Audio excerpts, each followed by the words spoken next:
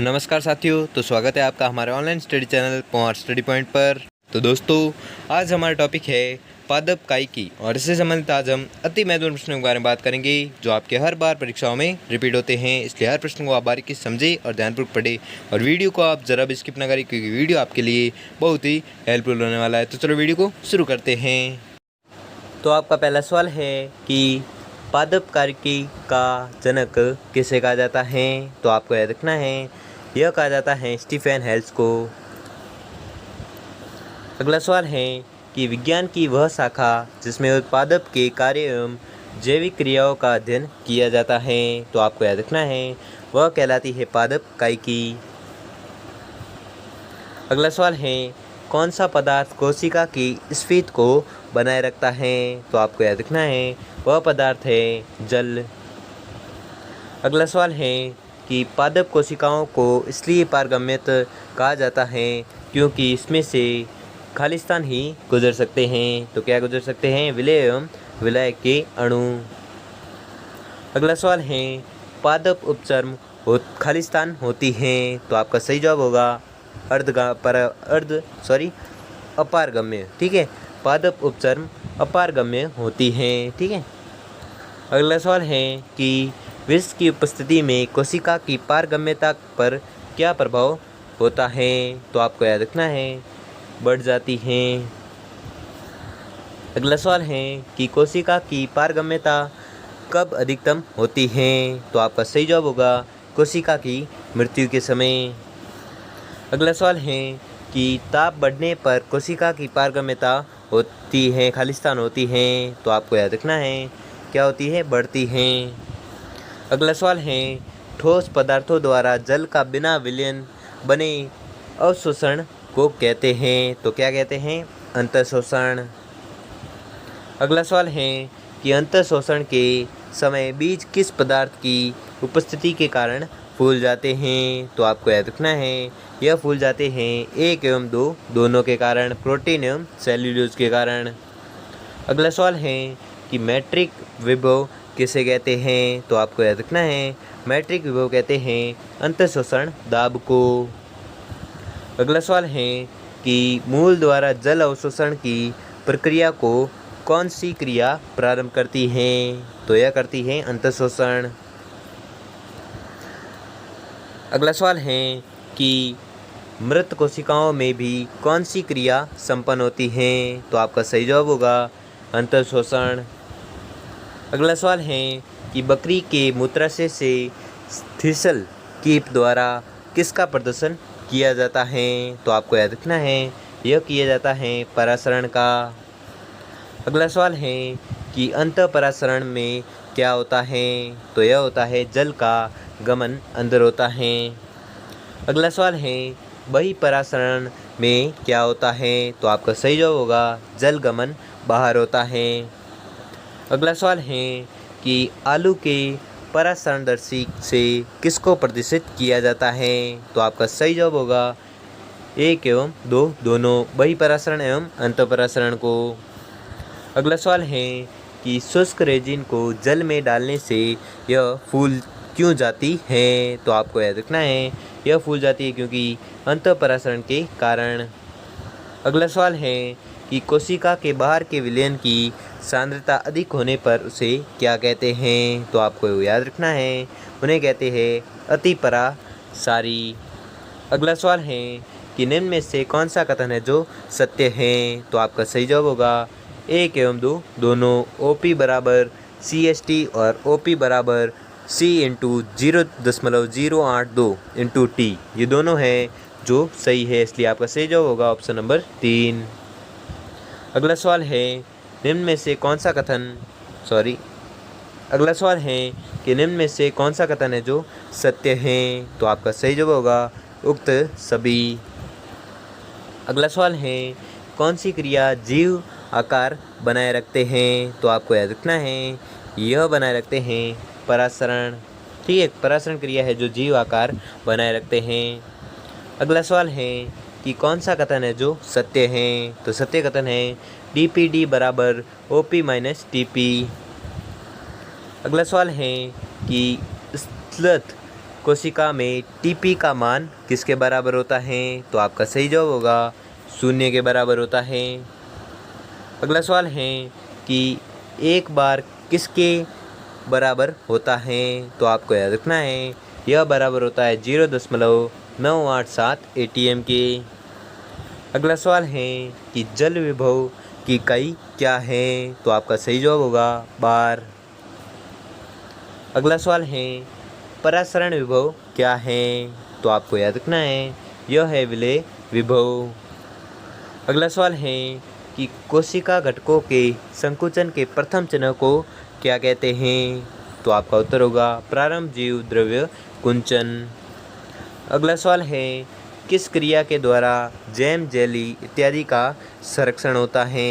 तो आपको याद रखना है यह होता है जीव द्रव्य कुंचन के द्वारा। अगला सवाल है कि मांस एवं मछली के ऊपर नमक की परत लगाने से कौन सी क्रियाओं द्वारा संरक्षण होता है? तो आपको याद रखना है यह होता है जीव द्रव्य कुंचन द्वारा। अगला सवाल है खरपतवार को किस क्रिया द्वारा नियंत्रित किया जाता है? तो आपका सही जवाब होगा जीव द्रव्य कुंचन द्वारा। अगला सवाल है कि मूल रोम कहाँ पाए जाते हैं? तो आपको याद रखना है यह पाए जाते हैं मूल रोम क्षेत्र में। अगला सवाल है कि अक्रिय अवशोषण में जल को ऊपर चढ़ाने में लगने वाले बल की उत्पत्ति कहाँ होती है? तो आपको याद रखना है यह होती है पादप के शीर्ष पर। अगला सवाल है कि अक्रिय अवशोषण में जल का अभिगमन मुख्य रूप से किसके द्वारा होता है? तो आपको याद रखना है यह होता है एपोप्लास्ट के द्वारा। अगला सवाल है कि जल अवशोषण कब बढ़ना चाहिए? तो आपको याद रखना है यह बढ़ना चाहिए उच्च मृदा ताप पर। अगला सवाल है कि पादपों में रसारोहण का पथ क्या होता है? तो आपको याद रखना है यह होता है जाइलम से। अगला सवाल है वलय प्रयोग किसने दिया? तो आपको याद रखना है यह दिया था मालपीथी ने। अगला सवाल है कि कौन सा सिद्धांत पादपों में रसारोहण की सबसे अच्छी व्याख्या करता है? तो आपको याद रखना है यह करता है भौतिक बल सिद्धांत पादपों में। ठीक है। अगला सवाल है कि रिले पंप सिद्धांत किसने प्रतिपादित किया? तो यह प्रतिपादित किया था गोडलेविस्की ने। अगला सवाल है कि रसारोहण के कौन से सिद्धांत का प्रतिपादन जे.सी. बोस ने किया था? तो आपको याद रखना है यह किया था स्पंदन सिद्धांत का प्रतिपादन किसने? जे.सी. बोस ने। अगला सवाल है बोस के अनुसार रसारोहण के लिए कौन सी कोशिकाओं में स्पंदन होता है? तो आपको याद रखना है स्तंभ के वलकुट की सबसे अंदर की कोशिकाएं। अगला सवाल है रसारोहण के कोशिका सिद्धांत को किसने प्रतिपादित किया? तो यह प्रतिपादित किया था बोहेम ने। अगला सवाल है कि संसंजन तनाव सिद्धांत किसने प्रतिपादित किया? तो आपको याद रखना है यह प्रतिपादित किया था डिक्सन एवं जॉली ने। अगला सवाल है कि जाइलम में जल स्तंभ को टूटने से कौन सा कारक बचाता है? तो आपको याद रखना है यह बचाता है जल का संसंजन बल। अगला सवाल है कि स्तंभ को काटने पर किसके आधार से रस किस कारक की वजह से निकलता है? तो यह निकलता है मूल दाब के कारण। अगला सवाल है कि वातरंध्री वाष्पोत्सर्जन किस संरचना से होता है? तो आपको याद रखना है यह होता है वातरंध्र से। अगला सवाल है कि एक बीजपत्री पादपों में द्वार कोशिकाएं किस प्रकार की होती हैं? तो आपको याद रखना है यह होती है डंबलाकार। अगला सवाल है कि शुद्ध जल का परासरण विभव क्या होता है? तो आपको याद रखना है परासरण विभव होता है 0। अगला सवाल है कि वाष्पोत्सर्जन में आश्रित जल कैसा होता है? तो आपको याद रखना है जल होता है शुद्ध। अगला सवाल है कि रंध्रों का खुलना किसके द्वारा नियंत्रित होता है? तो आपको याद रखना है यह होता है द्वार कोशिकाओं की स्फीत के द्वारा। अगला सवाल है कि पादप के वायवीय अंगों से जल हास को क्या कहते हैं? तो आपको याद रखना है इसको कहते हैं वाष्पोत्सर्जन। अगला सवाल है कि जल का पर्ण तक संवहन किसके द्वारा होता है? तो आपको याद रखना है यह होता है जालम के द्वारा। अगला सवाल है कि जब किशमिश को जल में रखते हैं तो कौन सी क्रिया होगी? तो वह क्रिया होगी अंतःपरासरण। अगला सवाल है कि अतिपरासरी विलयन में रखने पर अतिपरासरी विलयन में रखने पर कोशिका का जल विभव क्या होगा? घटेगा। अगला सवाल है कि चने के बीज जल में रखने पर क्यों फूल जाते हैं? तो यह फूल जाते हैं किसके कारण? अंतःशोषण के कारण। अगला सवाल है कि परासरण कब रुकता है? जब विलयन के समपरासरी हो जाते हैं। परासरण कब रुकता है? तो विलयन के समपरासरणी जब हो जाते हैं तब परासरण रुकता है। अगला सवाल है कि यदि कोशिका को कुछ समय तक जल में रखा जाए तो कोशिका क्या होगी? कोशिका स्फीत हो जाएगी। ठीक है, तो आपको याद रखना है। अगला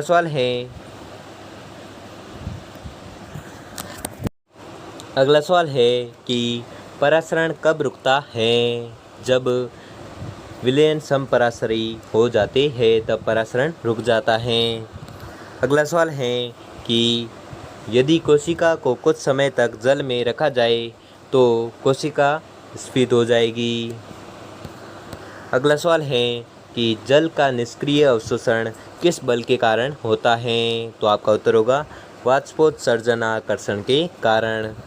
अगला सवाल है कि जिस मृदा में केवल आर्द्रता जल होगा उसमें उगने वाले पौधे कैसे होंगे? मुरझा जाएंगे एवं मृत हो जाएंगे।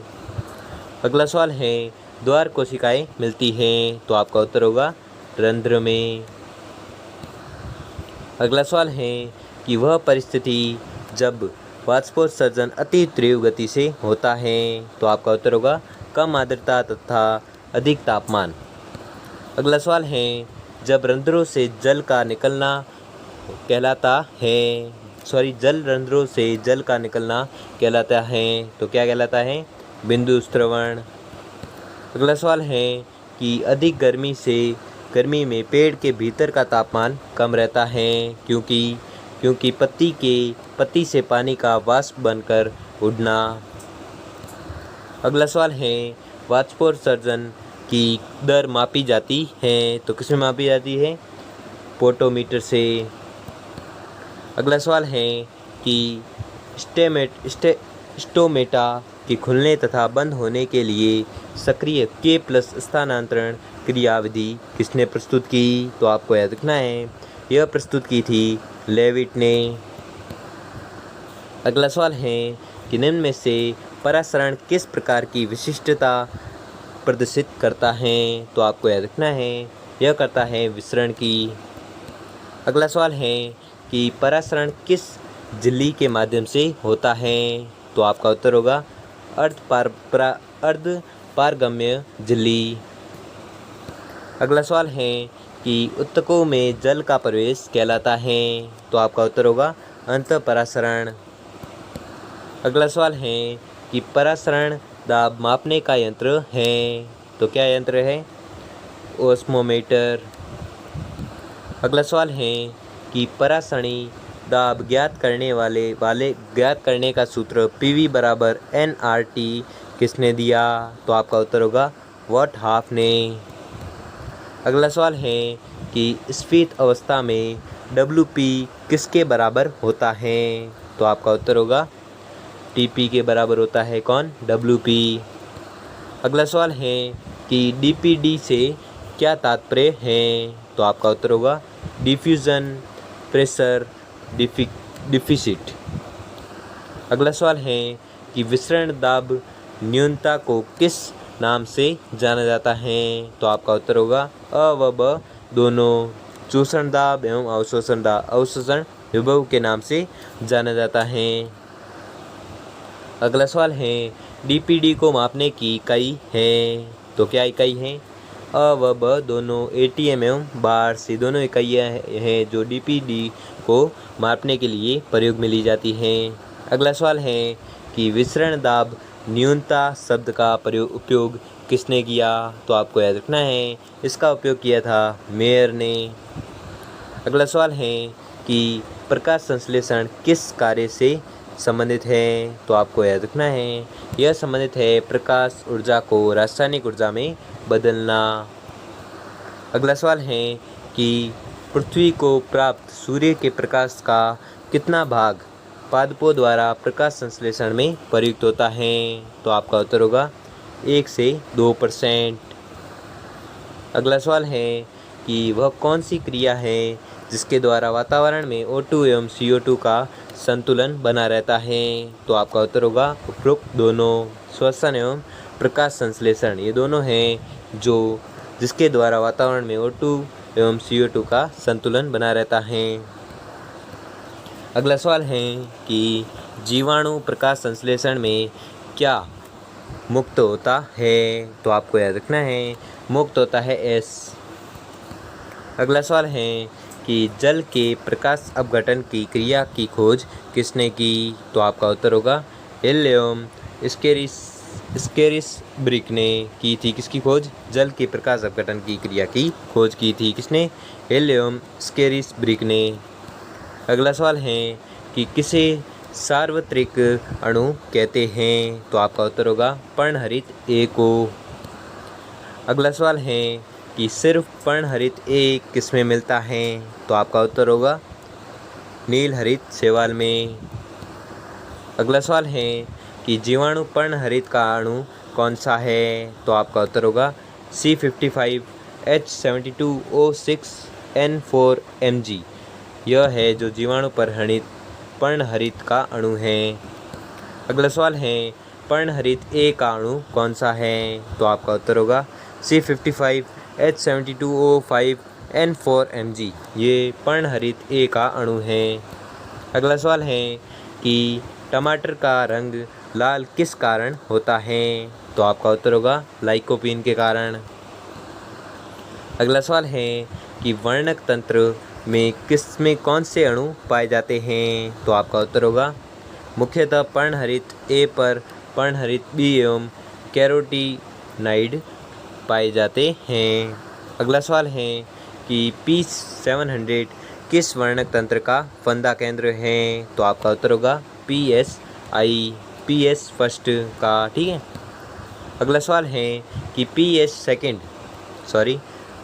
अगला सवाल है PS द्वितीय या PS सेकंड का ऊर्जा केंद्र क्या है? तो आपको उत्तर होगा P680। अगला सवाल है कि सिर्फ चक्रिक फास्फोरिलीकरण किसमें पाया जाता है? तो आपको याद रखना है यह पाया जाता है स्ट्रोमा लैमेली में। अगला सवाल है कि बैंगनी जीवाणु प्रकाश संश्लेषण कौन सी किरणें प्रयुक्त करते हैं? तो आपको याद रखना है यह करते हैं उपरोक्त दोनों। अगला सवाल है कि जल के प्रकाश अपघटन के लिए कौन सा आयन प्रयुक्त होता है? तो आपको याद रखना है यह प्रयुक्त होता है Mn+। अगला सवाल है कि प्रकाश संश्लेषण की अप्रकाशिक अभिक्रियाओं की खोज किसने की? तो आपका उत्तर होगा बेंसन एवं केल्विन ने। अगला सवाल है C3 चक्र में प्रथम स्थायी पादप उत्पाद क्या है? तो आपको याद रखना है वह है PGA। अगला सवाल है प्रकाश संश्लेषण में CO2 ग्राही क्या होता है? तो आपका उत्तर होगा उपरोक्त दोनों। अगला सवाल है कि निम्न में से CAM पादप कौन सा है? तो आपका उत्तर होगा मास्लोद्भिद है जो CAM पादप है। अगला सवाल है C4 चक्र में CO2 का स्थिरीकरण कौन करता है? तो आपका उत्तर होगा PP।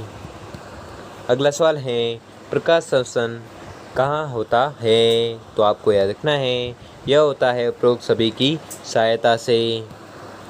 अगला सवाल है कि सीमाकारी कारकों का नियम किसके द्वारा किया गया? तो आपको याद रखना है यह किया गया है ब्लैकमैन के द्वारा। अगला सवाल है कि C3 पादपों का प्रथम स्थायी उत्पाद क्या होता है? तो आपको याद रखना है इसका होता है PGA। अगला सवाल है कि प्रकाशीय श्वसन होता है? तो आपको याद रखना है यह होता है पराऑक्सीसोम में।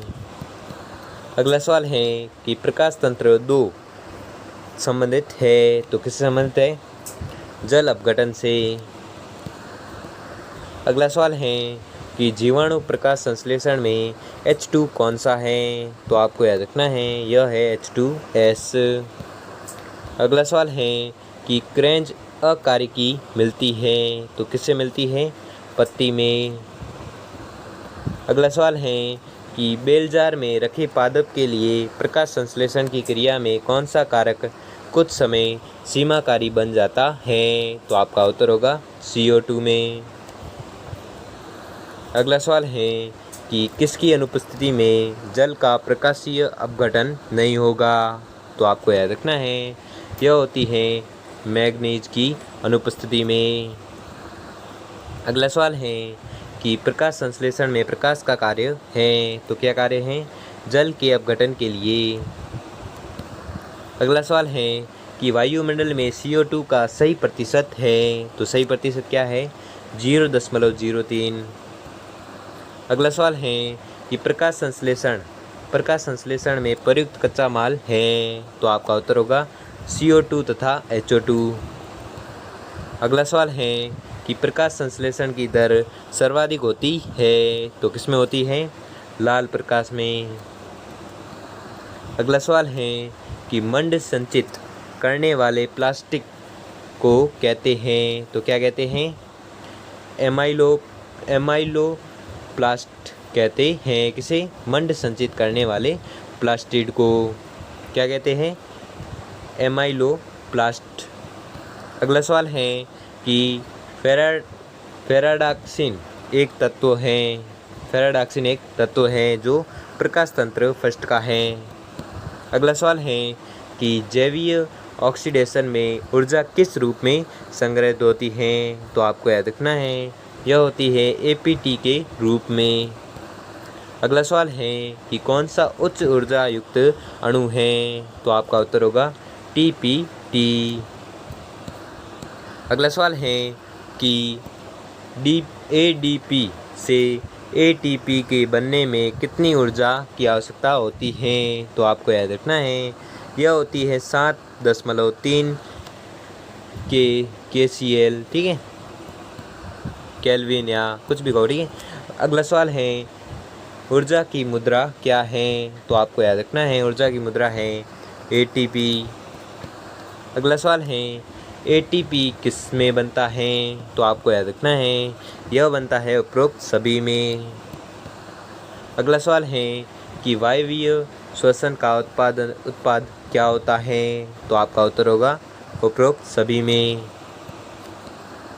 अगला सवाल है कि अवायवीय श्वसन का उत्पाद क्या है? तो आपको याद रखना है इसका उत्पाद है उपरोक्त सभी।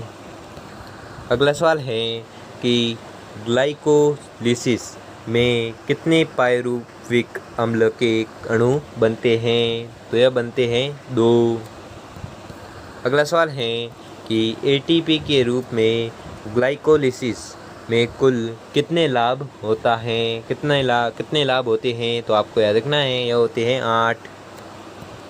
अगला सवाल है कि अवायवीय श्वसन में कितने ATP संग्रहित होते हैं? तो आपको याद रखना है यह होते हैं 2। अगला सवाल है कि व्यायाम से हमें थकान क्यों महसूस होती है? तो आपको याद रखना है यह होती है लैक्टिक अम्ल के इकट्ठा होने से। अगला सवाल है कि ग्लाइकोलिसिस की अभिक्रियाएं कहाँ संपन्न होती हैं? तो आपको याद रखना है यह होती है कोशिका द्रव्य में। अगला सवाल है कि पारुविक अम्ल किस स्थान पर एसीटाइल को एंजाइम A में परिवर्तित होता है? तो आपको याद रखना है यह होता है साइटोप्लाज्म में। अगला सवाल है कि एटीपी का निर्माण कहाँ होता है? तो आपको याद रखना है यह होता है क्रिस्ट पर उपस्थित F1 तत्वों पर। अगला सवाल है कि प्रभावी इलेक्ट्रॉन अभिगमन तंत्र के लिए क्या आवश्यक है? तो आपको याद रखना है इसके लिए आवश्यक है O2। अगला सवाल है कि PPP पेंटोज फास्फेट पथ कोशिका में कहाँ संपन्न होता है? तो आपको याद रखना है यह संपन्न होता है कोशिका द्रव्य में। अगला सवाल है कि PPP किससे संबंधित होता है? तो आपका उत्तर होगा श्वसन से। अगला सवाल है कि PPP किसका विकल्प है? तो आपका उत्तर होगा वायवीय श्वसन का। अगला सवाल है कि सभी श्वसनों में प्रथमतः कौन सा श्वसनाधार प्रयुक्त होता है? तो आपको याद रखना है यह होता है कार्बोहाइड्रेट। अगला सवाल है कि वसा एवं कार्बोहाइड्रेट की मात्रा में तुलना करने पर किससे अधिक ऊर्जा प्राप्त होती है? तो आपको याद रखना है यह होती है वसा से। अगला सवाल है कि मास्लो भेदों में श्वसन आधार के अलावा अन्य क्या आधार प्रयुक्त होते हैं? तो आपको याद रखना है यह होते हैं कार्बनिक अम्ल। अगला सवाल है कि कार्बोहाइड्रेट्स का RQ क्या होता है? तो आपको याद रखना है RQ होता है 1। अगला सवाल है कि वसा का RQ क्या होता है? तो आपको याद रखना है वसा का RQ होता है 1 से कम 0.7। अगला सवाल है कि प्रोटीन का RQ क्या होता है? तो आपको याद रखना है प्रोटीन का RQ होता है 1 से कम यानी कि 0.8 से 0.9 के मध्य। अगला सवाल है यदि RQ का मान 1 है तो आधार क्या होगा? तो आधार होगा कार्बोहाइड्रेट। अगला सवाल है कि ऑक्सीकरणीय फास्फेटीकरण होता है तो क्या होता है? माइटोकॉन्ड्रिया। अगला सवाल है अंकुरित होते हुए अरंड के बीजों का श्वसन गुणांक होता है तो कितना होता है? 1 से कम। अगला सवाल है कि सर्वव्यापी हाइड्रोजनग्राही है तो क्या है? कौन है? Coenzyme A। अगला सवाल है कि ऑक्सीश्वसन में कुल ATP का उत्पादन होता है कितना होता है? 38। अगला सवाल है कि अनॉक्सीश्वसन में शर्करा के अपूर्ण अपघटन से प्राप्त होता है तो क्या होता है? अल्कोहल तथा CO2। अगला सवाल है कि ग्लाइकोलिसिस तथा क्रेब्स चक्र के बीच की कड़ी है तो कौन है? ऑक्सैलोएसिटिक अम्ल। अगला सवाल है कि पाइरुविक अम्ल एक यौगिक है जिसमें मिलते हैं क्या मिलते हैं? 3C। अगला सवाल है कि श्वसन श्रृंखला का अंतस्थ साइटोक्रोम है तो कौन है? CYTA। अगला सवाल है कि श्वसन में वियोजित CO2 तथा उपयोग की गई O2 का अनुपात कहलाता है तो क्या कहलाता है? श्वसन गुणांक। अगला सवाल है कि वृद्धि का अर्थ है तो क्या अर्थ है? उक्त सभी। अगला सवाल है कि पौधों में वृद्धि होती है तो कब होती है? स्तंभ तथा मूल शीर्षों पर होती है। अगला सवाल है कि ऑक्जेनोमीटर का उपयोग किसके मापन में किया जाता है? तो आपको याद रखना है यह किया जाता है वृद्धि में। अगला सवाल है कि वृद्धि की अवस्थाएं होती हैं उक्त सभी। अगला सवाल है वृद्धि दर मापते हैं तो किस में मापते हैं? उक्त सभी में मापते हैं। अगला सवाल है कि समय के साथ वृद्धि का ग्राफ प्राप्त होता है तो आपको याद रखना है यह होता है सिग्माइड से। अगला सवाल है कि वृद्धि चाप के अनुसार अधिकतम वृद्धि होती है? तो आपको याद रखना है यह होती है मध्यम वृद्धि काल में। अगला सवाल है कि प्राथमिक वृद्धि होती है तो किससे होती है? अग्रस्थ एवं अन्वेषी विभेजक में। अगला सवाल है कि कायिक वृद्धि का अंग है तो क्या है? पर्ण। अगला सवाल है कि नवीन कोशिकाओं का निर्माण होता है तो किसमें होता है? वर्धी क्षेत्र में। अगला सवाल है पत्ती के क्षेत्रफल में होने वाली वृद्धि को मापने का उपकरण है तो कौन सा उपकरण है? दिक् अंकक चकती।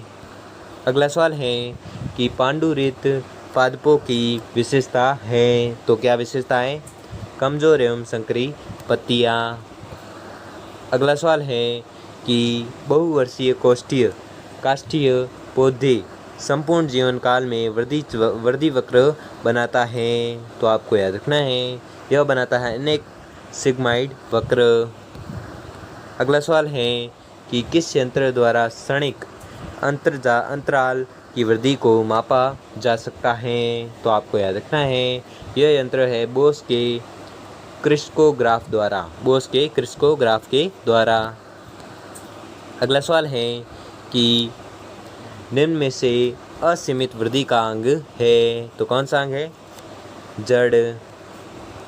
अगला सवाल है कि द्वितीयक वृद्धि होती है तो किससे होती है? पार्श्व विभेजक द्वारा। अगला सवाल है कि जीर्णता किस प्रकार की वृद्धि है तो आपको याद रखना है यह वृद्धि है ऋणात्मक। अगला सवाल है कि वृद्धि को सर्वाधिक प्रभावित करने वाला प्रकाश होता है तो आपको याद रखना है वह है लाल प्रकाश। अगला सवाल है कि पौधों में जरण एवं जीर्णता के अध्ययन से संबंधित शाखा है तो कौन सी है? फाइटोजेरंटोलॉजी। ठीक है, फाइटोजेरंटोलॉजी है जिसमें पौधों में जरण एवं जीर्णता के अध्ययन किया जाता है। अगला सवाल है कि पादप वृद्धि को प्रभावित करने वाला कारक है तो कौन सा है? उपरोक्त सभी। अगला सवाल है कि पादप वृद्धि के लिए अधिकतम अनुकूलतम तापमान है तो कौन सा है? 25 डिग्री से 30 डिग्री सेल्सियस तक। अगला सवाल है कि विकास में सम्मिलित है तो कौन सम्मिलित है? उपरोक्त सभी। ठीक है, भ्रूण का निर्माण, जीर्णता और जनिक वृद्धि ये तीनों हैं जो विकास में सम्मिलित है। अगला सवाल है कि कायिक कोशिका में संपूर्ण पादप के परिवर्धन की क्षमता कहलाती है तो क्या कहलाती है? टोटिपोटेंसी। ठीक है, टोटिपोटेंसी है जो कायिक कोशिका में संपूर्ण पादप के परिवर्धन की क्षमता कहलाती है क्या? टोटिपोटेंसी। ठीक है, तो दोस्तों आपको वीडियो कैसा लगा हमें कमेंट बॉक्स में कमेंट करके ज़रूर बताइए और अगर आपको वीडियो अच्छा लगा हो आपके लिए थोड़ा सा भी हेल्पफुल साबित हुआ हो तो वीडियो को लाइक और चैनल को सब्सक्राइब कर लीजिए। धन्यवाद।